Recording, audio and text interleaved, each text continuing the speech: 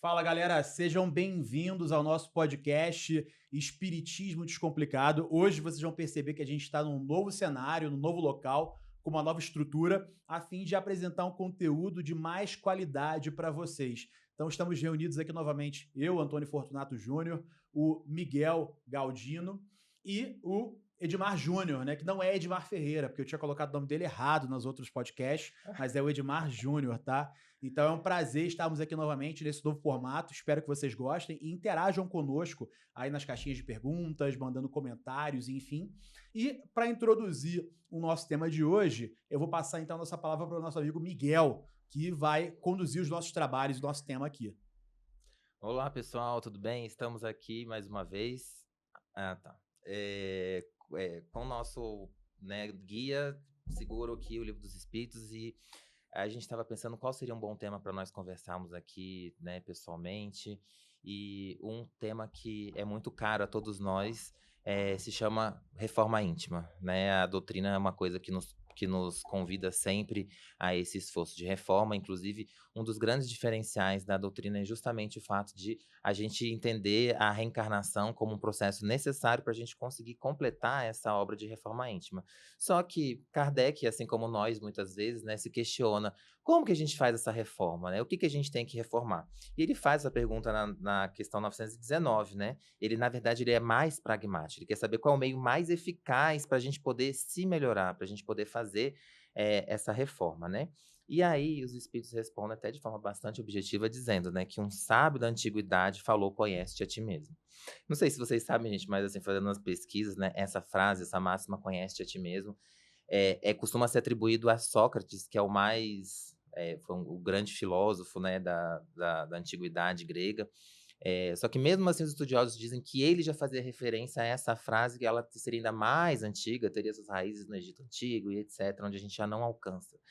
Mas isso já é um conhecimento que há muito tempo circula por aí, né? Essa sugestão de se conhecer, né? E aí os espíritos, né, Kardec fala, legal, mas como que na prática a gente consegue fazer isso, né? E os espíritos, eles aqui, sim, dão praticamente uma aula na voz de Santo Agostinho, né? Eles vão dando uma série de sugestões, né? A primeira que ele fala é o seguinte, né? Santo Agostinho aqui respondendo: interrogava a minha consciência, passava a revista ao que fizera e perguntava a mim mesmo se não faltara algum dever. E aí eu queria começar perguntando aqui para os meus colegas, né? O que vocês acham, gente, esse primeiro conselho, né?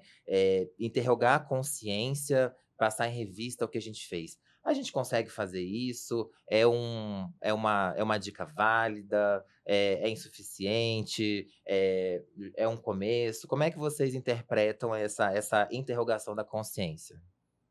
Eu acho que a gente primeiro tem que ser muito disciplinado para conseguir efetuar essa tarefa todos os dias, né? Porque na maior parte dos dias, com a correria do dia a dia, a gente chega à noite e está cansado, né? Você já está com sono, aí você deita para ver uma série, e aí você não tem aquela disciplina, aquele momento do qual você vai parar e vai falar assim, pô, não, agora realmente eu vou refletir, né? Então a gente às vezes se deixa envolver pelo ambiente, às vezes você está vendo um programa violento, algo do tipo que te tira, né, um pouco do foco. Então eu acho que a primeira coisa é essa questão da disciplina, né? Conseguir inserir esse momento na rotina. Antes de entrar um pouquinho nisso, eu queria voltar um pouco na pergunta, né? Que você leu, que é a pergunta 919. Que acho que é um ponto que me chamou a atenção aqui foi quando ele falou: qual o meio prático mais eficaz? Quer dizer, ele está pedindo mais eficaz, não quer dizer que só tem esse. Mas às vezes a gente não pensa nisso. Tem várias formas de se melhorar. Mas essa é a melhor forma, né? Assim, é o meio mais prático. É como se você estivesse recebendo ali um manual, né? Igual eu estava ouvi um outro podcast esses dias, né? E estávamos falando daquela literatura de aeroporto. Então, a literatura de aeroporto, normalmente, ela traz 10 passos para você ficar rico, 10 passos para a prosperidade, né? E, de certa forma, aqui, qual é o método? Poderia ser até um livro de aeroporto, né, cara? Qual o método mais eficaz para você se melhorar? Então, eu acho, assim, tentando ser mais objetivo aí, que não é simples, né? A gente parar, porque, por vezes, acho que a gente tem dificuldade de sintonizar nessa ideia de análise, né? A gente acaba divagando, pensando em milhões de outras coisas, com as preocupações do dia a dia, e a gente não consegue separar aquele minutinho, aquele momento para fazer essa reflexão. E você, já acha que é o mais eficaz? Não, sem dúvida que é muito eficaz, mas eu gostaria de puxar exatamente para a questão dessas duas palavras, reforma íntima. A reforma íntima que vai nos proporcionar uma melhora, uma evolução, ela é uma reforma íntima e não externa. E muitas das vezes nós confundimos a nossa mudança, o nosso empenho de nos melhorarmos, preocupados em demonstrar externamente o que somos, seja pelas nossas imagens, pelas nossas palavras. Mas a reforma íntima é interior, é um processo íntimo, profundo, lá dentro. Que, na verdade, o que a gente fala é o que a gente vende e o que a gente entrega é o que a gente é. A gente só consegue entregar aquilo que nós somos internamente. Então, o grande desafio nosso é entender. Muitas vezes a gente se questiona e o processo de questionar-se, de perguntar, é tão eficiente que a própria doutrina espírita utiliza isso dentro das obras basilares como um método muito eficiente para nós entendermos algo. Você vê que o próprio Livro dos Espíritos são perguntas e respostas. E se nós aprendermos a indagar, se questionar, por exemplo, como o Santo Agostinho faz, ele durante todos os dias, num determinado momento do dia, ele se questiona o que ele fez ao longo daquele dia. Isso é um hábito excelente, mas não é fácil. A maioria de nós temos, às vezes, o péssimo hábito de questionar os outros. E não se sentimos muito à vontade quando alguém nos questiona. Mas um terceiro nos questionando é diferente. Quando nós conquistarmos a maturidade de não só perceber que a gente pode se questionar e pode se avaliar, poxa, errei. Ah, não, eu acertei. Mas às vezes a gente acha que acertou, mas está errado. A gente precisa ouvir também um feedback, a realidade dos fatos, porque muitas vezes podemos estar enganados na nossa própria análise, porque nós somos seres imperfeitos. É um grande desafio, mas é um processo realmente eficiente. Precisamos aprender a fazer isso. Envolve muitas coisas, mas é um caminho muito bom. Posso só pegar um gancho aqui, antes de você entrar dar continuidade aí no que o Ed falou, que me lembrou essa questão da imagem do terceiro, né? Do que o terceiro traz pra gente sobre o que a gente é. E me recordou que eu passei muito por situações da minha vida, de vários lugares que eu passei, vários trabalhos, onde as pessoas falavam assim, não, Fortunato, fulano é muito metido, é muito marrento, não sei o que lá. Cara, e aquilo, de certa forma, me incomodava, né? Sempre me incomodou. Eu, pô, mas eu sou marrento, aí chegava no lugar, eu sou marrento, eu falo assim, as pessoas... Aí depois que a pessoa me conhecia, eu falava assim, pô, não, pô, você é um cara legal, mas eu tinha outra imagem de você. Então eu comecei a perceber, eu falei assim, cara, eu comecei a parar pra me analisar, eu falei, pô, se não foi num lugar só, foram em vários lugares que as pessoas falaram a mesma coisa, talvez tenha alguma situação realmente real aí que eu tenha que observar. Sei lá, talvez eu tenha que sorrir mais, talvez eu tenha que ser mais receptivo, né? Mas foi algo que veio de fora, que alguém veio me observar que para mim estava certo da minha conduta, né? Sim. Muito bom. Então, vocês tocaram nos pontos muito importantes, né, que tem a ver com disciplina, e acredito que no caso de Santo Agostinho, que viveu, né, nos primeiros séculos ali, né, século VII e tal, exigisse ainda mais disciplina, porque essa ideia de uma autoanálise não é algo que a humanidade ainda estivesse em contato, né? É uma conquista relativamente recente. Se vocês pararem para pensar, a diferença da humanidade com a animalidade é justamente essa noção de que existe, né, essa autopercepção. Os animais, eles são guiados pelo instinto, então eles não precisam saber qual que é o meu nome, o que eu tenho de diferente do outro, não. Eles são guiados, eles simplesmente existem, né? Eles são autoconduzidos, né, autopropulsados, não tem essa vontade, essa auto-vontade de autodeterminação. Então, isso é algo muito recente, que exigia disciplina, mas hoje em dia, ainda mais no século XXI, né, a ciência vai evoluindo em todos os aspectos, inclusive a própria psicologia, porque a psicologia não é nada mais do que essa ciência que tenta contribuir para que a gente consiga acelerar esse processo de enxergar essas questões internas que a gente tem muita dificuldade de conseguir enxergar, né? Então, quando muitas pessoas falam que a doutrina tem esse caráter psicológico, não é só porque o jornal, a Revista Espírita, era um conjunto de escritos psicológicos, um tratado de estudos psicológicos, né? Não é só porque Kardec falou isso, mas é porque esse convite à autoanálise é um convite eminentemente psicológico, né? Então, a gente, hoje em dia, além da disciplina, a gente pode ter a disciplina de ir à terapia, a disciplina de querer se debruçar sobre as próprias questões, né? Então, eu acho que isso ajuda, né? Torna ainda mais eficaz a gente não precisar só contar com o horário à noite, na hora que a gente chega, né? Às vezes com sono cansado. E, na verdade, a doutrina acaba nos convidando para que isso seja feito um hábito, que isso se torne um hábito, né? O Santo Agostinho fazia isso à noite porque ele tinha as atribuições. Mas eu acho que à medida que a gente vai estudando, a gente começa a entender a proposta, a gente consegue já ir analisando a todo momento. A gente não precisa esperar o final do dia para pensar, né? Então, às vezes, a gente já está aqui, a gente já começa a pensar, pô, essa seria a melhor atitude? Se eu fizer isso, talvez não seja a melhor atitude. E a verdade, eu acho que é que esse convite à autoanálise, ela passe a ser seja permanente, né? Que a gente esteja o tempo todo se analisando. Vocês acham que isso é possível? Vocês conseguem fazer isso? Como é que é esse desafio? Cara, inclusive, quando eu estava estudando um tema para a gente vir trabalhar aqui hoje, eu estava lembrando dos meus fatos do dia de hoje, né? Então, quando eu estava indo pro jiu-jitsu, agora na hora do almoço, cara, eu tomei uma fechada tão feia, que eu confesso que eu persegui o outro carro durante algum tempo. Fraternalmente orando. Fraternalmente, eu fui ali. Eu falei, não é possível, cara, que o cara me deu essa fechada, porque foi uma coisa tão, assim, absurda, que aquilo me subiu uma raiva, que eu dei aí depois o cara, na verdade, eu não consegui acompanhar ele. Graças a Deus. Enfim, o cara foi embora, eu fui pro meu treino de jiu-jitsu, mas assim, cara, eu confesso que naquela hora ali me subiu uma raiva, né? E quando eu fui estudar, que eu fui parar pra analisar, que eu falei, caraca, realmente, essa situação aí foi complicada, né? Poderia, sei lá, vai que o cara para o carro e poderia evoluir para algo maior, né? Mas enfim, mas eu acho que é possível sim que a gente possa... Mas eu acho que entra muito naquela questão da nossa conexão, né, da nossa sintonia. Eu gosto muito desse aspecto da frequência, né? Então, de que forma eu vou ter condições de parar para fazer uma autoanálise no meu dia a dia?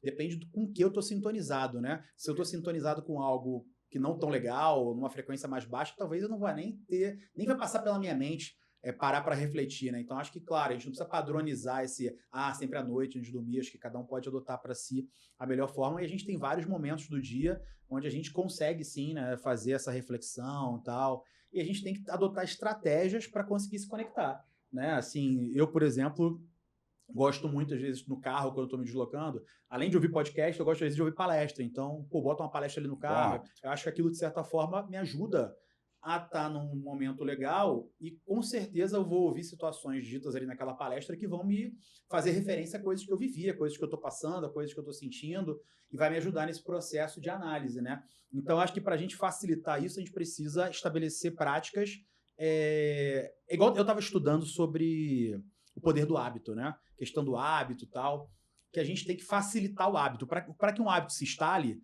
sei lá, escovar os dentes, cara. Se você tiver com a sua escova de dente na sala e não no banheiro, você vai estar dificultando. Então você tem que facilitar o hábito. Beleza, quando eu acordo, já vou pro banheiro, minha escova tá ali, tá tudo bonitinho, eu não vou deixar de escovar os dentes, né? Da mesma forma, para que eu tenha o hábito da reflexão, eu preciso tornar esse hábito fácil, né? E como é que eu vou tornar esse hábito fácil? Beleza, eu preciso ter momentos comigo mesmo, eu preciso sintonizar. E como é que eu vou sintonizar? Então, eu vou padronizar aqui. Eu vou ter a hora que eu vou ter minha palestra no carro, que eu vou estar ouvindo outras coisas que vão me ajudar nesse processo, né? Interessante, assim, eu tenho uma visão que eu preciso contextualizar para falar sobre o meu ponto de vista sobre a questão da nossa análise. Eu penso que nós somos uma construção, basicamente, de todos nós temos qualidades, temos defeitos, temos um nível de conhecimento e um nível de ignorância. O conhecimento, assim como a qualidade e o defeito, eles têm limites muito, muito estabelecidos. Talvez a gente não conheça, mas a ignorância ela tende ao infinito. A ignorância não tem limites, né? Quando você vai analisar o que você fez, e eu quero dar uma pausa sobre o que você fez, você vai analisar dentro do seu limite de conhecimento, dentro das suas referências de qualidade, dentro do seu entendimento de defeitos. A ignorância é algo que a gente tem sempre que levar em consideração, porque algumas coisas a gente não sabe mesmo como fazer. A gente vai ter que aprender ainda, né? A nossa capacidade para se autoanalisar vai muito do nosso nível de entendimento. E muitas das vezes a gente acha que se conhece.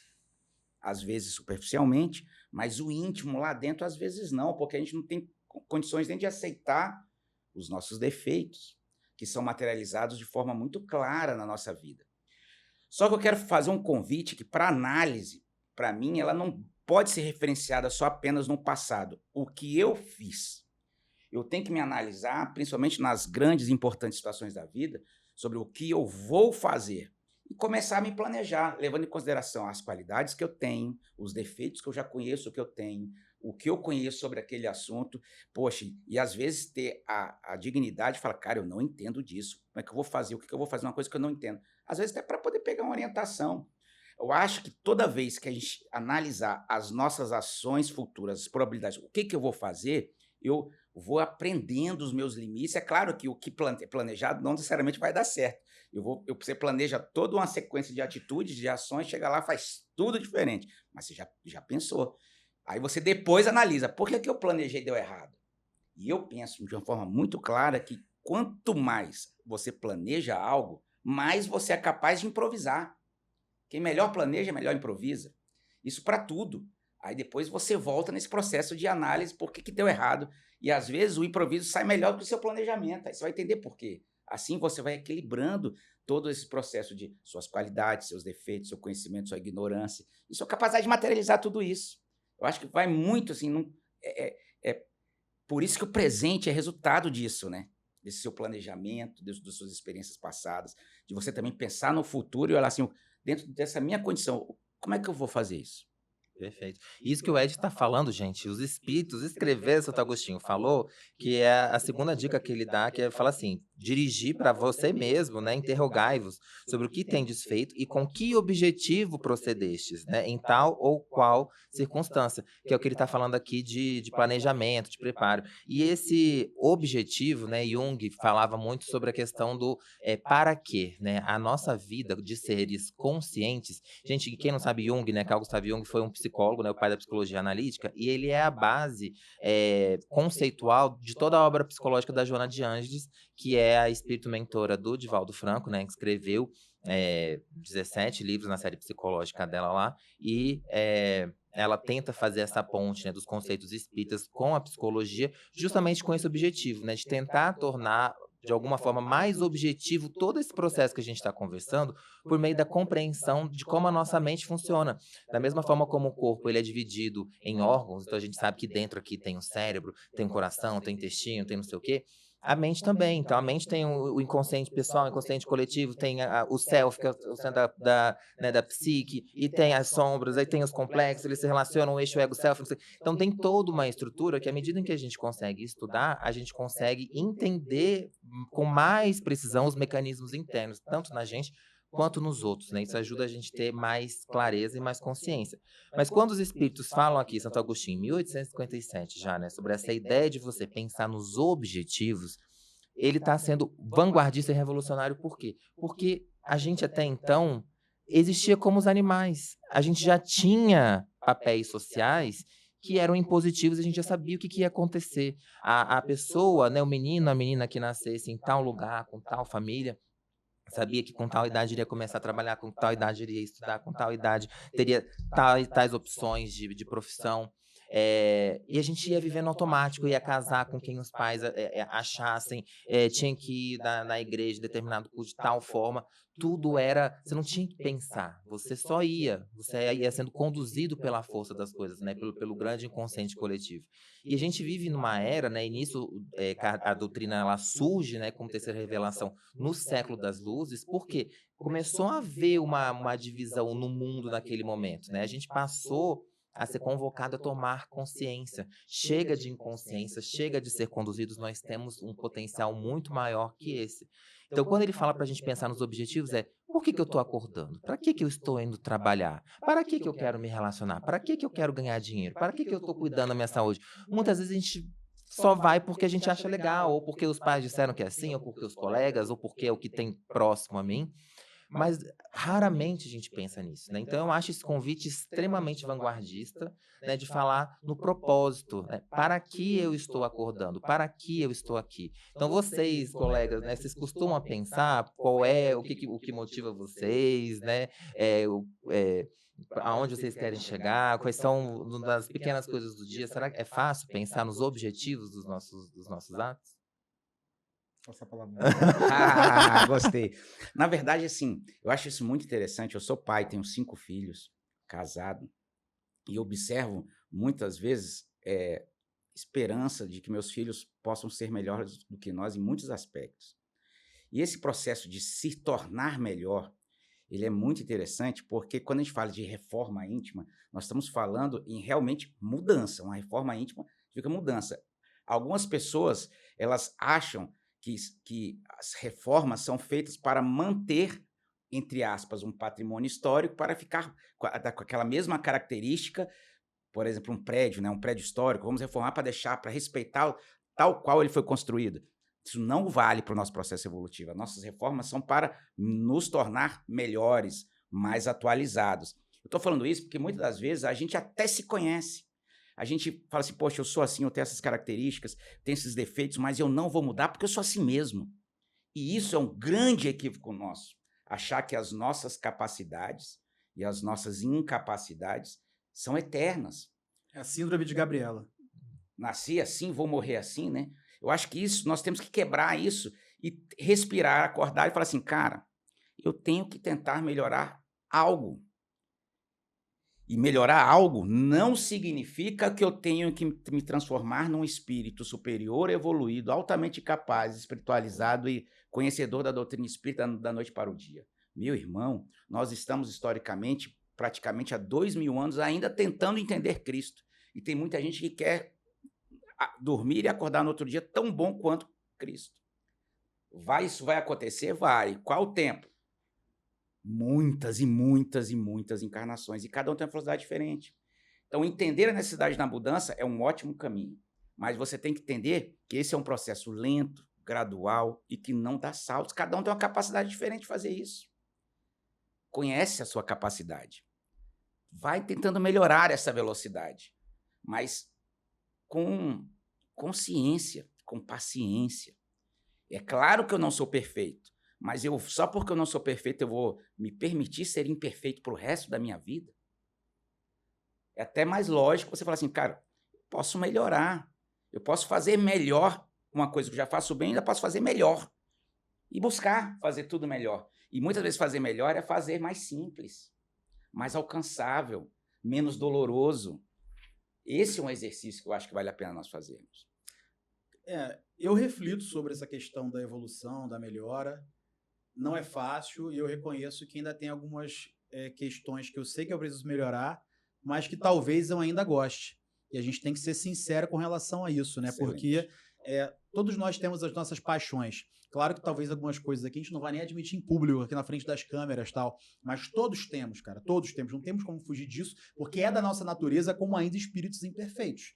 E tem questões que ainda talvez a gente fala assim, olha, isso aqui eu vou deixar para outro momento, porque talvez isso aqui eu ainda goste. Vou dar um exemplo até de uma coisa que é um pouco polêmica, assim, que não tem um consenso nesse sentido, mas é até a questão do comer carne, né? Ah, comer carne, não comer carne. Eu até brinco que tem uma amiga que é vegana, acho que você até conhece a Joana. Aí eu falo, Joana, olha só, eu vou deixar isso aí para a próxima encarnação. Eu tenho outras coisas mais rápidas que eu preciso melhorar, coisas que estão mais prementes aí para melhorar. Eu vou continuar comendo meu churrasco agora e na próxima eu vou avaliar essa questão aí do corte da carne aí. Mas por um momento não. Porque então, tem coisas que às vezes a gente sabe que precisa melhorar, mas que a gente ainda sente prazer naquilo, né? E de certa forma, até uma coisa que eu e você, a gente costuma debater, que é aquela questão da culpa, né? A doutrina espírita é uma crítica que eu faço, não vou dizer a doutrina, não sei se eu poderia falar doutrina ou se eu teria que falar o movimento espírita, mas a gente sofre um pouco com essa questão da culpa, né? Assim, e eu não sei se é um pouco influenciado também pela própria literatura, porque quando a gente pega alguma parte da literatura espírita, cara, você se sente assim, você se sente como se assim, estou perdido, porque as coisas que eu fiz nessa encarnação aqui já era, eu já tô no umbral, eu não tenho chance de já recuperação. Entrei devendo, vou sair devendo mais. Aí seriam umas coisas, você lê uns livros e fala assim, cara, eu tô muito ferrado. E olha que eu nem sou dos piores desse planeta, eu fico assim, cara, eu nem tô muito ferrado. Então você começa a sentir muita culpa. Então eu sofro um pouco desse mal, assim, do sentimento de culpa, né? Uma coisa que eu tenho certeza, que eu acho que de certa forma é um ponto no qual eu já evoluía, é que eu consigo ver em todas as minhas questões onde está o meu dedo. E isso é uma coisa que, graças a Deus, eu já consigo ver. Falar assim, cara, isso aqui tudo, todas essas situações aqui, eu sei que foi eu que causei. Isso eu consigo claramente delimitar. Então, acho que isso aí, para mim, já é uma evolução. Mas não vou mentir que tem questões pelas quais eu passei, que eu fiz, atos que eu cometi, e que eu sofro ainda um pouco com a culpa deles, né? E sei que preciso melhorar, mas talvez ainda erre, né? E a gente sofre um pouco com essa dualidade, né? Culpa versus a evolução, né? A gente não pode usar a culpa, né, assim, para travar a nossa evolução. E também achei muito legal o que o Ed falou no sentido de que a natureza não dá saltos, né? A gente sempre fala isso, é progressividade, né? E a gente tem essa pressão, talvez, do meio exterior de ser perfeito, né? De ir rapidamente melhorar de um dia para o outro e já da manhã já está um espírito crístico, né? Aí se fala muito, né? Aquela questão de Jesus, não, porque Jesus foi o espírito que teve uma caminhada muito rápida, né? Então, assim, eu acredito, respeito, mas tem uma pressão, de certa forma, isso imprime uma pressão, né? Na gente, no sentido, pô, Jesus, né, tal, nosso grande exemplo, nosso guia, mas talvez quando a gente se paute por um modelo muito perfeito, né, que foge um pouco da nossa realidade, né, não sei, complica um pouco. Excelente, tocou em pontos mais polêmicos do que até eu imaginava. Mas isso que o Antônio está falando, a questão da culpa, né? Puxando o que o Ed falou também de não dar saltos. A culpa é do movimento, não da doutrina. Por quê? Santo Agostinho, nesse parágrafo, ele fala exatamente assim, ó. Examine o que você pode ter feito contra a obra de Deus, depois contra o próximo e, finalmente, contra você mesmo. Então, a pergunta, o exemplo que o Antônio deu aqui sobre o consumo de carne. Se a gente consome uma quantidade equilibrada de carne, se você faz atividade física, faz acompanhamento médico, mede seus dados, seus índices todos do exame de sangue, tá tudo sob controle. Tá fazendo mal a você mesmo? Tá fazendo mal ao próximo? Tá fazendo mal contra Deus? A gente poderia sempre falar assim, matou um boi que tá lá, mas se você não comesse, a humanidade ela ainda é hipermajoritariamente carnívora, né? Não sei nem dizer em quantos percentual de vegetarianos, mas eu acredito que seja uma parcela ínfima comparado com o resto. E, inclusive, esse seria um outro debate que a gente não vai aprofundar, mas assim, de forma bem, né, objetiva, a gente não está atuando contra Deus, né, nem contra o próximo, nem contra si. E a gente não está falando aqui, obviamente, dos casos de exagero, daquela pessoa que come churrasco todo dia, só come carne sangrando com gordura, que não sei o que e tal, como eu falei, de um modo equilibrado. Então, Santo Agostinho está dando essa dica lá de 1857. Examinando o ato, a gente tem motivo por sentir culpa, por sentir prazer em comer aquela comida que foi feita de uma forma legal, que faz bem para o próprio corpo, a gente precisa do ferro, a gente precisa da proteína. Então, assim, acho que quando a gente faz esse exame, que é justamente o convite que o Santo Agostinho está fazendo, não teria motivo para sentir culpa. Eu acho que, assim, se uma outra pessoa, né, ela particularmente faz uma outra análise e ela acha que ao não fazer isso, ela está contribuindo para um mundo melhor, ou está contribuindo com a vida do boi, etc., a gente respeita, como qualquer outra escolha individual que qualquer outra pessoa possa fazer, mas isso não significa que você tenha que fazer isso, né? Então, eu acho que essa ideia da culpa, ela está muito relacionada com a comparação, né? Então, o Antônio tocou num ponto que é muito delicado, a gente pode fazer um episódio só sobre isso, né? Sobre comparações com Jesus. A gente tem uma tendência no movimento a se comparar com Chico, a se comparar com Divaldo, a se comparar sempre com pessoas que a gente considera lá em cima, quando, na verdade, Santo Agostinho não está mandando comparar aqui com Jesus, com Chico, com ninguém. Tá falando para examinar as suas atitudes, os seus propósitos, se você agiu contra Deus, contra o próximo. Então, no fim das contas, é você com você mesmo, porque Jesus, ele é um modelo e guia, mas se a gente for fazer esse paralelo com uma realidade 2000 anos atrás, a gente vai ter muita dificuldade. Ele tinha lá os fariseus. Quem são os fariseus hoje em dia? Será que não tem fariseu na própria casa espírita? A gente não pensa. É muito fácil falar que o fariseu está numa outra religião. Mas e na nossa? Será que nós, muitas vezes, não somos farisaicos no sentido de hipocrisia? Né? Jesus falou lá sobre o pastor, né? Ainda faz sentido a gente falar em pastor, né? Hoje em dia a gente está aqui no mundo das redes sociais. Então, assim, a gente tira, obviamente, né, a mensagem moral, mas assim, quando você fala em comparação como modelo, é muito difícil você conseguir comparar uma história de um Chico que nasceu em 1904, no interior né, de Minas, uma província pouco habitada, né, comparar com o Divaldo também, de 1900 e pouquinho, a gente tem que tentar evitar comparações objetivas. Eu acho que a gente se inspirar, aprender, refletir, mas a gente reencarnou, cada um aqui numa situação, com determinado planejamento encarnatório, para tentar desenvolver e ampliar a consciência com determinados tipos de experiência. Então, só o Ed vai ter essa experiência, só o Antônio vai ter essa experiência, só eu vou ter essa experiência, e eu tenho que tirar os meus aprendizados como advogado, o Ed tem que tirar os aprendizados como engenheiro, como empresário, o Antônio como policial, e a gente, no plano espiritual, vai trocar figurinhas do que a gente conseguiu aprender cada um. Mas se eu tiver aqui como advogado querendo ter a vida de um assistente social, se o Ed como empresário quiser ter a vida de um Bill Gates, pode ficar difícil a comparação, né? Eu gostaria de fazer um comentário muito interessante, que é com relação à comparação. E tem tudo a ver com o nosso tema do autoconhecimento, né? Da questão 919, conhece-te a ti mesmo, que o mandamento maior que o Cristo está no Evangelho, amai a Deus sobre todas as coisas, e ao próximo como a si mesmo. Essa é a comparação, é a quantidade. Qual é a quantidade de bem que eu tenho que fazer? Olha, a quantidade que você faz para si mesmo. Você amar o outro como você ama a si mesmo. Você sabe o quanto você se ama? É a primeira análise. Você tem que conhecer a sua capacidade. Eu não posso querer dar o que eu não tenho. Então, esse conhecer a si mesmo é uma referência para todas as comparações. Não quer dizer que eu tenho que ser tão bom quanto Cristo, tão bom. Agora, a capacidade que eu tenho, toda ela pode ser feita. É a grande referência para a minha ação para com o próximo. Mas qual é essa quantidade? Qual é essa capacidade? Eu estou realmente dando tudo aquilo que eu tenho, o que eu sou? Aí eu preciso me conhecer. Bom, então, vamos agora refletir sobre essa fala do Ed aqui, né? Dar um intervalo aqui agora, a gente vai dar um break, vai encerrar esse capítulo de hoje, tá? E daqui a alguns dias a gente volta com mais um episódio complementando o nosso tema de autoconhecimento de hoje, beleza? É isso aí, pessoal. Forte abraço.